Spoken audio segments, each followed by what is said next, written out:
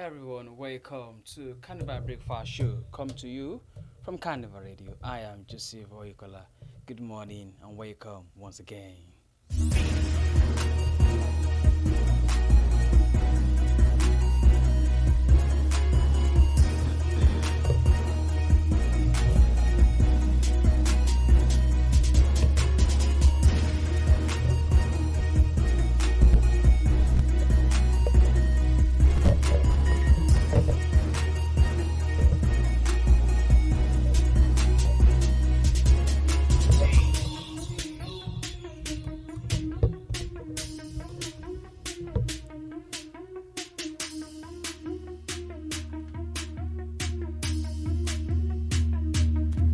To begin the news this morning, here are the headlines.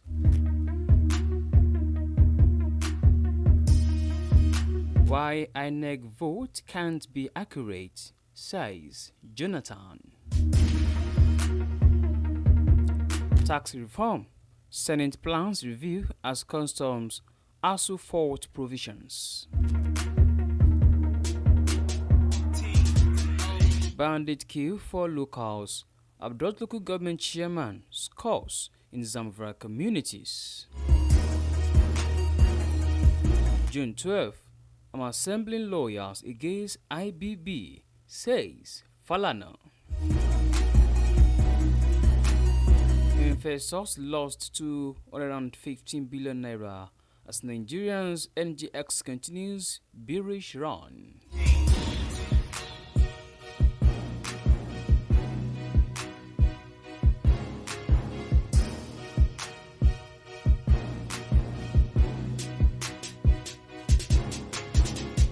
Now to the news in details. Former President Goodluck Jonathan yesterday, Tuesday, said the nation was not getting accurate vote count during elections due to involvement of those he described as ghost voters. He also said it is better and more honorable for the chairman and other officials of the Independent National Electoral Commission to resign rather than yield to pressure to manipulate elections. Jonathan made the assertion at the Yaga African Reflection Conference on Democratic Elections in West Africa held in Abuja. According to the ex-leader, the nation's electoral system will continue to grapple with a credibility crisis until there are men of integrity in INEC who will rather resign than succumb to pressure to rig polls. Also, the former president emphasized that without strong and ethical leadership in electoral management, the electoral system would remain flawed. He called for a robust electoral system that works to ensure credible elections. Jonathan also criticized the regionalization of the electoral process, stating that it is a major hindrance to Nigerians' desire to elect capable leaders. He noted that regionalization has deeply infiltrated the system, affecting all facets, including religious groups.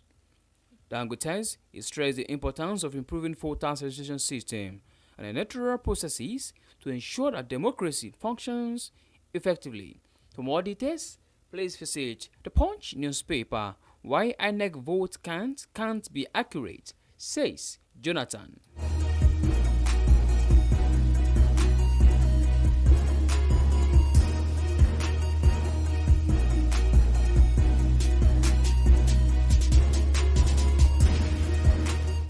Meanwhile, the Academic Staff Union of Universities on Tuesday warned against the proposed withdrawal of education tax to the Central Education Trust Fund as contained in the tax reform bills currently undergoing public hearing at the National Assembly. The president of the union, Professor Emmanuel Osodeke, said the scrapping of TET fund could lead to collapse of tertiary education in the country. He stated this while delivering a memorandum on the tax reform bills during his appearance at a public hearing organized by the Senate Committee on Finance. According to him, ASU is against the proposed abrogation of education tax, saying it poses serious threats to the survival of TET fund and urged the National Assembly to protect the fund. ASU is seriously worried that the education tax core development level used to backroll TET fund programs is about to be ceded to the newly established Nigerian Education Loan Fund, he said. According to Professor Osodeke, Section 59, Subsection 3 of the Nigerian Tax Bill 2024 states that only 50% of the development level would be made available to TED Fund in 2025 and 2026, while the Nigerian Infrastructural Technology Development Agency, National Agency for Science and Engineering Infrastructure, would share the remaining percentage. The bill proposed that TED Fund will also receive 66.7% in 2027, 2028, and 2029 years of assessment, but 0% in 2030 year of assessment and thereafter. From 2030, all funds generated from the development levy will be passed to LEL Fund. He added that ASU not only finds development worrisome, but also inimical to the growth of the entire education in the country. This news was sourced from the Nation newspaper. Tax reform, Senate plans review as customs ASU fought provisions.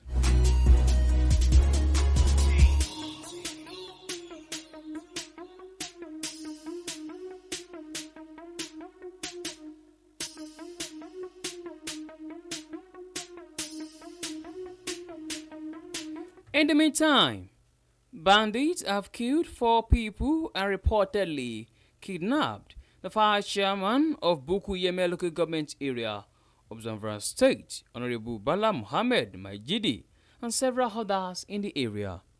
Newsmen gather that the coordinated attacks took place between Sunday night and Monday morning. A villager, Nasiru Adamo, told newsmen on telephone interview on Tuesday night that the government invaded Shomori community, Mada district of Guzau, at about 9:20 p.m. on Sunday and kidnapped 6 women.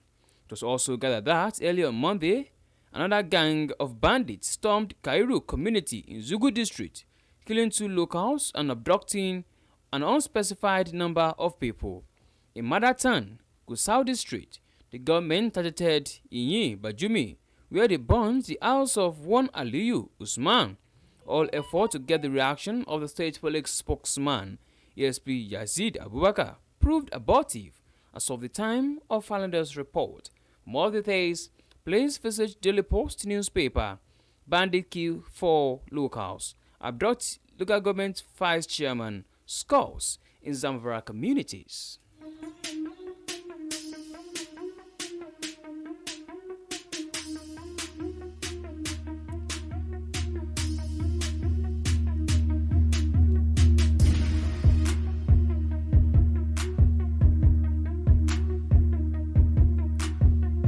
In another development, a human rights lawyer, Femi Falana, has vowed to drag General Ibrahim Babangida, retired, to court over alleged human rights abuse. Femi Falana, a senior advocate of Nigeria, was one of those who were jailed by the former head of state, Babangida, during his time as military head of state. Falana and others were arrested, charged to court, and thrown into the Kuje prison for challenging the military government for annulling the June 12, 1993 election. He also challenged IBB's decision to extend the terminal date of his military regime. They were, however, granted bail and released. General Babangida recently launched a book about his military and political journey, so far entitled Journey in Service. In the book, he made some revelations. One of the key points of the book was the June 12 presidential election, which he annulled. He now says that the election was free and fair and won by late MKO Abiola. Ibrahim Babangida also said he regretted not handing over to civilian government on the stipulated date. Falana, who appeared on TV on Tuesday, argued that it was majorly for these 2 reasons IBB maliciously prosecuted him, vowing to return to court. And whether he wants to prosecute General Babangida for something that happened during his time as military head of state, Falana said, "They've assembled a team of lawyers. They are looking into it." He said because IBB, has now brought it to life by now admitting there was no basis for my prosecution, because he now says Abiola won the election, which was the basis for our protest. For more details, please visit Daily Post newspaper, June 12, I'm assembling lawyers against IBB, says Falana.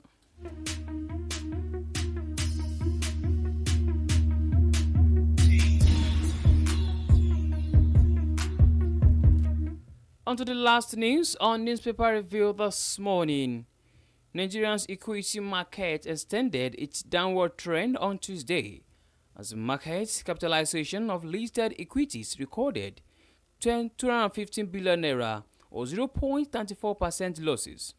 This is the case as the market capitalization, which opened at 67.383 trillion naira, closed at 67.168 trillion naira. The all share index also declared by 0.32% to 107 billion 781 against 108,126 recorded on Monday. However, the year-to-date return rose to 4.72%. The market break also closed negative with 49 losers and 13 gainers. On the losers table, Honeywell Flour led by 10% to close at 1.25 naira per share, while Smart Products Nigeria led the gainers table by 10% to close at 33,000 per share. Trading activity remains strong, with the value of transaction increasing by 9.85%. A total of 363.01 million shares worth 10.12 billion naira was exchanged across 13,753 transactions, compared with 357.76 million shares worth 9.21 billion naira traded across 15,914 transactions posted in the previous section. On the activity table, Access Bank led in volume with 36.85 million shares, while Guinness led in value of these worth 1.10 billion naira. For more details, please visit the Punch newspaper. Investors lost 215 billion naira as Nigerians LDX continues bearish run. To bring newspaper review to a close this morning, here's a recap of headlines. Why INEC vote can't be accurate, says Jonathan. Tax reform. Senate plans review as customs also fault provisions. Bandits kill 4 locals, abduct local government vice chairman. Scores in Zamfara communities. June 12, I'm assembling lawyers against IBB, says Falana. Investors lost 215 billion naira as Nigerians LNGX continues bearish run. And with that, we've come to the end of the newspaper review. Thank you very much for listening. You can download the Carnival Media app from Google Play Store and App iOS. You can also check out our website at www.carnivalmedia.ng. My name remains Joseph Oyukola. Good morning, and please do well to enjoy the rest of your day.